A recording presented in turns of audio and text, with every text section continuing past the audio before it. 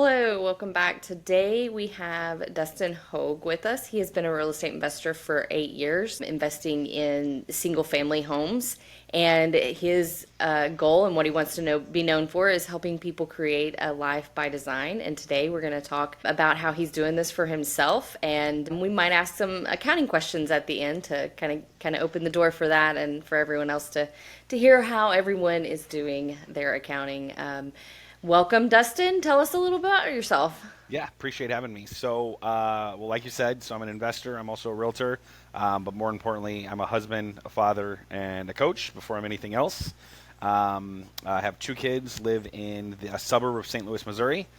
So very, very pro Midwest, and we own today. We probably own about 40 different single family rentals, and we'll flip anywhere between 8 to 10 a year, maybe more, maybe less, depending on how the year goes.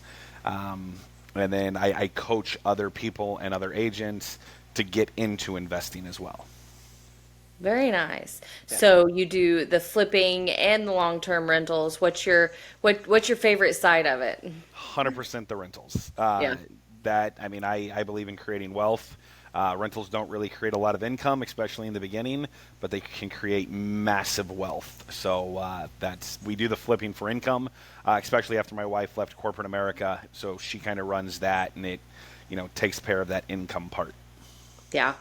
Well, you just talked about your wife leaving corporate America. I was going to ask what that journey kind of looked like. Is Yeah. you've been a real estate investor for longer than you've been or an agent longer than you've Yeah. been an investor. So what has that transition been like? How did you get started in real estate investing, and what's that scenario look like? Yeah, so it kind of backs up to so I got my real estate license in 2013, and in December of 2014, I was offered a position to go on the number one real estate team here locally in St. Louis. But I had to leave a very secure, very corporate, very great job to do so. And it was 9 months before my wife and I got married. We got married in September of 15. So went to her and I was like, hey, this very cush job that I have that does everything for us. I'm going to go ahead and leave that for a commission only job. And she supported me 100%. And then I did that. Within a year, I had left that team. I became part owners of a brokerage. And then I became a coach for agents. And I was coaching for two huge brokerages here locally. And I knew that wealth was created by real estate in this country. At that time, I thought I knew everything there was to know about real estate because I was coaching agents and everything like that. That was completely false. But I brought home a book for my wife to read. She still worked in corporate America at the time. That book was called Hold, Hold, by Gary Keller. And I gave her the book. She read 7 pages of the book and said, let's do it. To this day, we've still never read the whole book. We've read a lot of books since then, just not that one. We bought our first rental property in 17.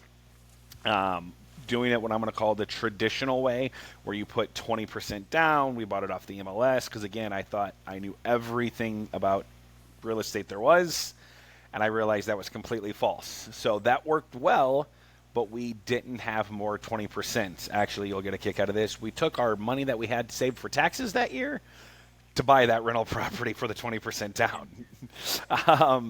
And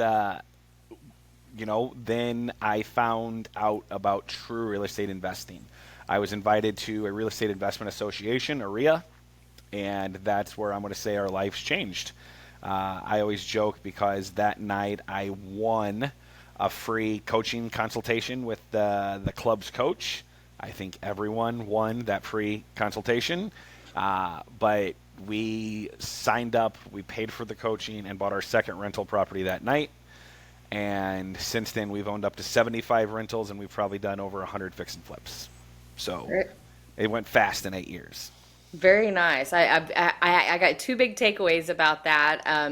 The first direction I want to go is about um, I've seen a lot recently about who you marry and who that is your biggest partner and your biggest deal in your life. And it sounds like you have a diamond there Yes. and just going in with you and all in. And tell us a little bit about how that has, helped your momentum and help your confidence in it. Yeah, I mean that's she supported me. I was blessed. She comes from an entrepreneurial family, so she's only known her parents have only been entrepreneurs. So I think that helped because there wasn't as much friction with that. Yet, I mean, having a sounding board, and what I realized is having someone I can't sell something to. And that is because I'm a pretty good salesperson. I've been in a lot of sales and a lot of sales training, and I can sell my ideas to most people, but I can't to her, which is a great thing to have because she will put it on the table. All right, what about this? What about this? Or anyone else, I can probably talk into something. So that's been huge because it kind of keeps me grounded. Now she left corporate America during the whole COVID and after our second child, our daughter, was born. And now we work together in our business. We've actually spoke around the country on how to work with your spouse, especially in the investing world, because it's tricky, right? Because I want to be married first and business partner second, and sometimes that changes. So you have to be very cautious of doing it. But when you have it, you're building everything together, and it's a pretty amazing thing. Yeah. No, I completely agree. And there are people out there possibly listening where their spouse isn't on board, but there's hope. You can still pepper them with, little ideas here and there, and you can still turn them around. My husband, usually now especially, but early on, when I was like, "Oh, I want to go into real estate investing," he threw up all the objections to it, which was great. I needed the checks and balances as Yeah. well, but now after almost 10 years, we kind of know each other better and can support each other better. But yeah, if you're in the early stages where there's not that great of a partnership, you can still nurture it, right? Yeah, absolutely. And what I would say to that is have a moderator in that situation. So you'll know, obviously, I'm a coach, but I also believe heavily in coaching. Like we have coaches in our lives that I talk to on a weekly basis. And if there's a disagreement, especially in business, that me and my wife will have, our coach will come into it because then it's not, it's not husband and wife arguing or debating. Now it's a very business conversation with a moderator and somebody like a board of directors that we can play off of. And I think that's crucial to have. I love that advice. I absolutely love that advice. Um, what do you have any advice you would tell someone just starting out? They just heard about real estate investing and they're getting the itch to go into it. And do you have any advice for someone in that Yeah, position? a few things. I mean, so if you're just wanting to start out, I mean, I would start surrounding yourself with real estate investors, right? So there's a saying called "be, do, have," which a lot of people say, once I have that, I'll do this and I'll become that. And they need to kind of switch that and be like, I need to become that person, then I'll do what that person does, and then I get to have what that person has. So be, do, have. And the first part is just surround yourself with people who you want to be, right? Birds of a feather. So real estate investment associations are a great place to start that. Go into almost any market you can think of. Go to Meetup, go to Google, type in real estate investment association in your city, and you'll find some kind of meetup, which is a club where real estate investors hang out. That's number one. The second thing is I would absolutely hire a coach. That is, to me, it's crucial. Um, this is a place where you can make massive mistakes that can really, really hurt you. And what a coach can do is help you see around the corners you can't see. And the reality of it is you're either going to pay for mistakes or you're going to pay for a coach. And coaching is less expensive, I promise. Yeah. I totally agree. Great there. Do you have from an agent to an investor perspective? Number one, how did becoming a real estate agent influence your decision to become an investor? And then after that, what tips do you have to give someone from an agent's perspective to become a real estate investor? That's a great question. That's actually why I just wrote the book. So my first book was just published called The Wealth Building Agent. And the reason why I really put that out there is agents aren't taught about the investing world. The brokerages don't teach them. You definitely don't teach it when you get your license. The brokerage just wants you to go buy and sell houses because that's how the brokerage makes money. So you're going to kind of have to, as an agent, you're going to have to go seek education and information somewhere else than your brokerage. And you can start realizing that instead of just being or working for a buyer and seller, you can become a buyer and seller. And that's where real wealth is created, because I talk to agents across the country every day. And what's your exit strategy? I didn't want to be selling real estate when I was 60 or 70 years old. But there's a lot of them that have to, because that's their next paycheck. So I think once, and if you can combine all three, which is your real estate agent income, rental income, and flipping income, that trifecta, the next 5 years you do that, I'm telling you what, it'll look completely different. Don't give up being an agent. Become a real estate specialist where you can do all of it. I love that. I love that energy. And what would you give, an investor, what advice would you give an investor from an agent's perspective? So know your market, right? I mean, just because you put your blood, sweat, and tears into a house doesn't mean it's going to sell more than what it should be selling for, right? That's a big thing, right? I mean, it's always funny. It's sellers set the price, but buyers set the value, right? And a buyer is going to pay what it's going to sell for what it's worth, because that's what you're going to accept it. Yeah. Right. I get asked, well, should I take another offer? Well, there wasn't another offer. That means your house is worth this, because that's what someone is willing to pay for it. Right. And so to get those investors take emotion out of it, which especially a lot of new investors have so much emotion into a house, we got to take the emotion out. So true. Yeah, absolutely. I agree with that. I think, especially as a newer investor, like you're on this high, you got to do all this, but data, numbers, that's my specialty. That all trumps emotion any day, especially when you're starting out and going into it and everything. Yep.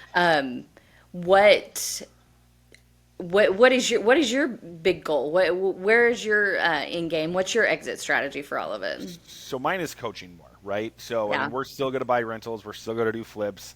But to me, I 100% believe God has put me on this earth to help other people reach their goals. And that's through coaching. I love it. That's where I get the extreme high. That's where I focus most of my time, because my wife kind of manages the projects and things like that now. So to me, the wealth building agent, I'm on a mission to teach agents how to invest. That's a big thing for me, because I want to say like 82% don't invest in real estate. It's like, this is your product and you're not selling it. That's like a BMW car salesman driving an F-150. It doesn't make sense. Yeah. Right? Believe in your own product. Don't just go make wealth for someone else. Make wealth for yourself and your family. And another thing is, things are expensive. You got to almost have a side hustle right now, because things are not getting any cheaper. Yeah. So a way to make, an extra $20, $30, $40, $50,000 every 90 days with a flip, it's pretty good, because if you want to still live a life how you want to live, it's just going to cost more, period. Right? So that's what I would say. And that's why I believe so heavily in real estate, because it can do all of these things for you. I'm not a big proponent of the word freedom or the word passive income, but I believe in flexibility, and I believe in leveraged income. And leveraged income means I get to leverage other people's skills, other people's time, and other people's money. Right? That's what my real estate can give you. And I don't believe in freedom, because the only person I really know that's free is the homeless guy on the corner. He ain't got a worry in the world. Right? Yeah. But I have the ability, when my daughter was sick 2 days ago, I just stayed home. Didn't change anything. Right? That's called flexibility, and I believe that's what everybody is wanting. Yeah, no, I totally agree. Back to a reference where you were talking about, real estate agents that don't take advantage of investing and everything. It's similar.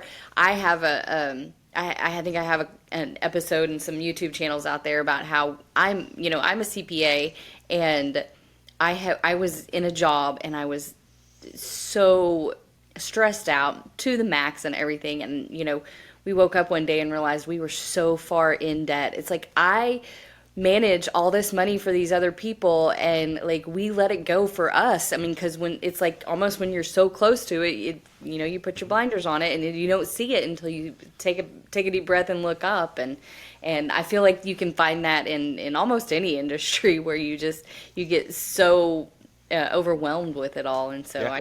I can see how it happens. But I love your mission of getting out there and talking to real estate agents about that and everything, because it's a need for them. Because I think most real estate agents, and you can comment on this as well, but most real estate agents go in for like the freedom that they think that being an agent gives them, and the time. And I don't think they realize how much, marketing and sweat and, how much it takes to actually grow your network to be able to easily sell those houses. Houses don't sell themselves. It's, it's, you got to put all the effort into getting that. I'm sure Yeah. you know that better than I do. Absolutely. And you don't know if you're going to get paid in 90 days, right? And Yeah. that's a scary place to be. And, one of the things that what I realized investors have over agents, or what investing was able to give me, is it made real estate fun again, right? I've been there. It's random. I don't do a ton of retail agent work anymore, but I'm working on a deal right now, literally today. And, like, it's barely hanging on because of inspections. And 10 years ago when I was doing this, that would have kept me up at night because I needed that paycheck to pay my own mortgage. Now it's like I don't need the commission because I have other ways of making money, right? So that makes a lot less stress. I'm not going to work with a client I don't want to work with because I just don't need it anymore, right? And I believe you should enjoy what you do. It shouldn't be stressful. So investing allows you to make it more fun. And I know investors are having a lot more fun than agents are, especially in today's market where there's multiple offer situations and all of this stuff happening with new laws and everything like that. The investors are just kind of making their own economy, if you will. Yeah, I like that mindset of not the freedom, it's the fun that you're Yeah, after. I love 100%. it. Yeah. So what are some kind of your favorite, books or resources right now that Yeah. you go to, that you lean in on? We'll back it up. Not that I read it all the time, but there's if you've never read Rich Dad Poor Dad, read it. Changed my life. It changed my life well before I was investing in real estate when I was 23. It's a phenomenal one. Everybody should read that book. The second one was The Secrets of a Millionaire Mind by T. Harv Eker. Phenomenal. Anything these days, my probably new favorite author has been Ben Hardy. He's really good with The Gap and the Gain. It's Yeah. more about mindset. All of this, everything you do, I don't care what you do, it's 90% mindset. So I'm not necessarily reading real estate books per se. I'm doing more mindset things or marketing things, because that's really what business is, if you ask me. I'm in 100% agreement. Whether you're, selling houses, or you're, flipping or investing or something, it is 100% the mindset that gets you going over and over and building that brand and having that presence and just putting yourself out there like that makes people. I mean, you could build that brand, and we see it all the time with some of the bigger podcasters or the bigger, influencers, whatever. It's easy for them to adjust what they're doing and be successful in other ways because they have spent so much time building those brands and doing. I completely agree. Yeah, mindset is trumps the real estate books. The real estate books have a lot of information in them, and they have some great ones about whether you're going to in a partnership, and there's so many different strategies and Yeah. out there, and all that. And speaking of strategies, talking about new real estate investors, you do single family homes and flips. And the word out there is like, oh, that's, old. It's not profitable anymore. You got to do co-living. You got to do assisted living. You got to do sober living. You got to do all these things to make it. What are your thoughts on that information that's being fed? That success is boring. So that's what I'm sticking with. Single family houses aren't going away, right? A lot of the things we hear are, yes, some of the co-op living and stuff like that, but Airbnbs or short-term rentals. That's what a lot of people have kind of switched to, because it is more cash flow right now. until the municipality says there's no more short-term rentals, and now you're stuck with all these empty houses. Right? So that is, I like single family for a few different reasons. A, it's safe. It's safe and it's boring. And the reality of it is success is boring. Two, it's the easiest thing to get in, and it's the easiest thing to get out of. You can buy them easier. There's better lending terms, all that stuff on it. There's more of them. And you can also sell them. Even if you don't want it as a rental, you can sell them because people are constantly looking for houses. We have an inventory shortage. And you can sell them to another investor. You can sell them to a first-time home buyer. You can sell them to a family. You can there's just more people out there that will buy them if you want to liquidate your assets. So because of all of that, to me, it's the safest investment out there. And it's also insurable. I can't go insure my stocks. So true. That's my opinion. That's probably the biggest point out there. Yeah. Yeah. Especially what's going on with the stock market in today's world. Like a tweet can ruin your retirement. A tweet cannot hurt my houses. Yeah. Even if they go down in value, I still get the rent. So. Yeah. So what you have a book coming out. What what other big things tell us a little more about your coaching. Like, is it a community? Is it what does that atmosphere look like? Great question. So there's courses, there's some group coaching, and there's a lot of one-on-one coaching too. I mean, with the agents, I've coached agents longer than I've coached investors. So now bridging the gap and putting them to, I want to make sure your agent business is where it needs to be, right? And you're also enjoying it. So many people will go spend out and think they have to start this huge team in real estate. It's like, not really. You close 2 deals a month, you're making a pretty good living, right? Where you get to be with your family. Right? Yeah. Houses have went up, so that means commission has went up. And then with that, it's like, all right, how do now we bridge the gap into investing? But with all of my coaching, with every student I talk to, I talk about first what they want, what's their vision. Because you got to know what your vision is of what you want it to be, and then we just create a strategy around that, and then we go get it. And then I hold you accountable to your strategy, not my strategy. I love that. And getting the why behind there and the passion, that's what fuels you. That's what you wake up every day thinking, like, this is why I need to do this, and it keeps you motivated longer. Love it. And then we're gonna move on to what most people might think is a boring part, but I want to start normalizing talking about accounting more.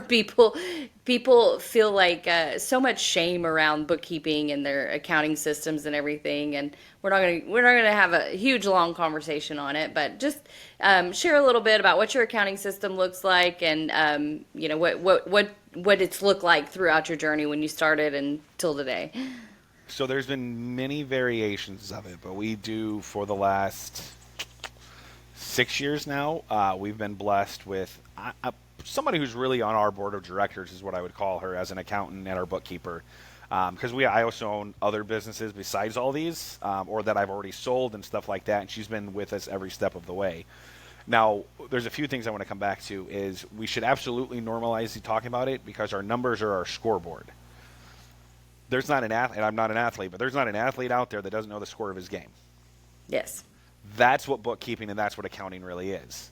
Now, I will be honest that I push back on some accounting practices because I think some of them are wrong, that they don't make sense to as a business owner.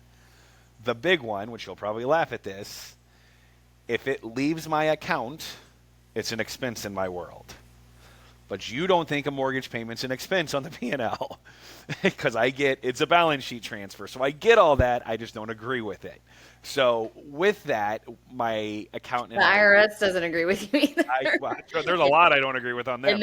And they got the keys to the handcuffs. Yes.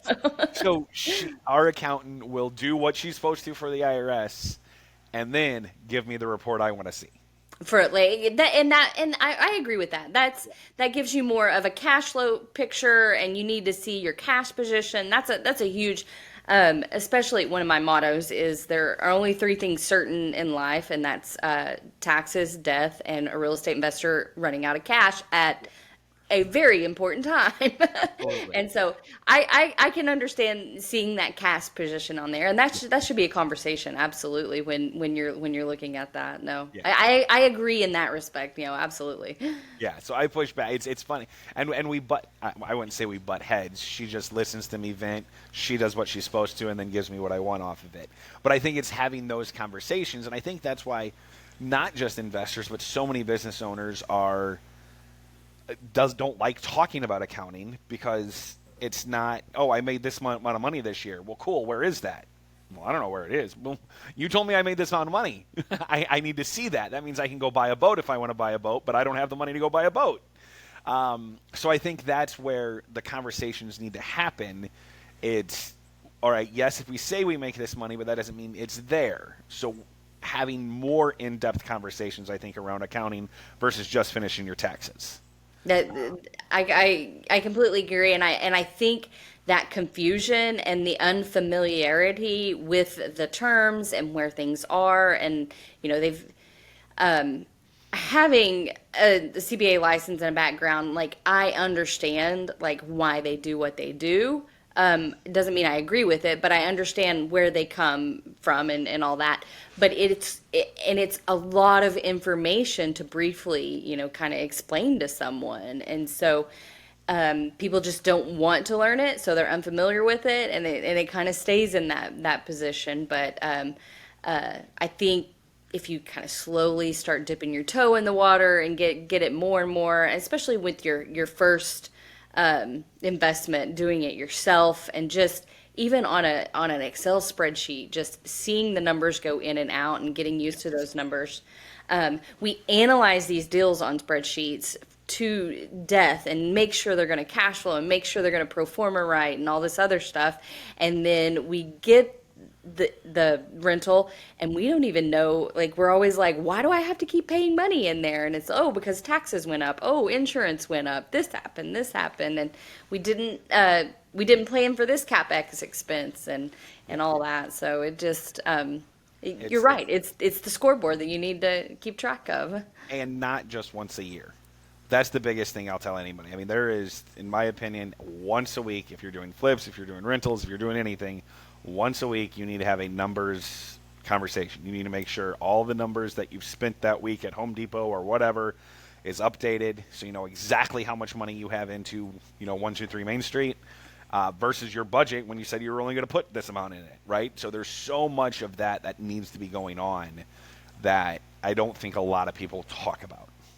Right? I agree. The budget in your mind inflates so quickly because I mean you two trips to Home Depot and it can be shot, and it's like you don't remember it because it's not like, I mean, you've got a credit card for Home Depot, so, and then you've got a credit card for the plumbing store and the electric store and for the specialties and all this other stuff, and you don't see it all in one place. And your bookkeeping is where it all comes together and tells you a better story about what you're doing. And yeah, it's Absolutely. hard. It's hard to come face to face with that. So Yeah, I and I think agree. that's another reason why people don't want to talk about numbers because you can't. There is no fluffing them. There is no line about numbers. Numbers are prescriptive, right? I spent this, but I thought I was spending this. Okay, so your rehab formula is probably a little wrong, right? Yeah. So it tells you where you're wrong. It's just like if you're prospecting. How many leads did I take to get people to get a sale? Well, if I have this many leads and no sales, maybe you suck as a salesperson and you got to work on some scripts. Numbers are going to be prescriptive every time. You just have to keep that score. Yeah. And as someone who owns a bookkeeping company, I do feel like I have to fall into the talking people out of things and the mindset and be like, Absolutely. okay, this is what happens. I get a lot of flack because like I'm the bearer of what you actually did, not what I did. So yeah, I agree. And I Thank think you. people just need to look at that. It's everybody should have a board of directors. And some of those people on the board of directors you get to talk to, some people you don't. Like ours is our attorney and our accountant and my coach, but then also people like, Dave Ramsey, people like Robert Kiyosaki. They're complete opposite people, but I know their philosophies, so I listen to them That's a and great make our idea. decisions. And just think with this check out with the people that I admire the most and what they're doing. No, exactly. So when you say board of directors, I like this idea of a board of directors in life and all that other stuff, and just a sounding board and everything. So it doesn't have to be like this huge organized when you think board of directors of a big corporation or something, but just maybe your spouse, and you could even do like your parents or your siblings or something, people that know you and know like what you need to do. Just roll those things off to them and make sure it checks. Yeah, and no, another one of who's our big part of our board of directors, which is interesting, I forgot, is our hard money lender. When I was into this, my wife was still working full time, and I was buying like crazy. So she couldn't walk the properties with us as much as that. And at that time, the hard money company would walk the properties with us. So if we got the green light from the hard money company, because they know they wanted us to succeed, my wife was okay with it. Right? So sometimes if all your board of directors are saying okay with it, now it takes some of that pressure off your wife saying yes, or vice versa, right? It's like, hey, we're all in agreement with this, so let's move forward. That's great. I love that. Love that.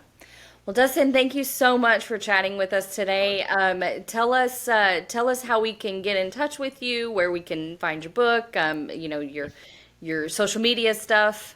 Yeah, so anywhere on social media, you look at Dustin Hoog, or just go to dustinhoag.com. There's actually my calendar link. If anyone would ever want a strategy call, feel free to schedule it right there. I open up my calendar for strategy calls all the time, and I'd love to talk to you. Awesome. Well, it was very nice chatting with you today. I wish you the best of luck, and we'll see you on down the road. Sounds good. Thank you, guys. Thanks.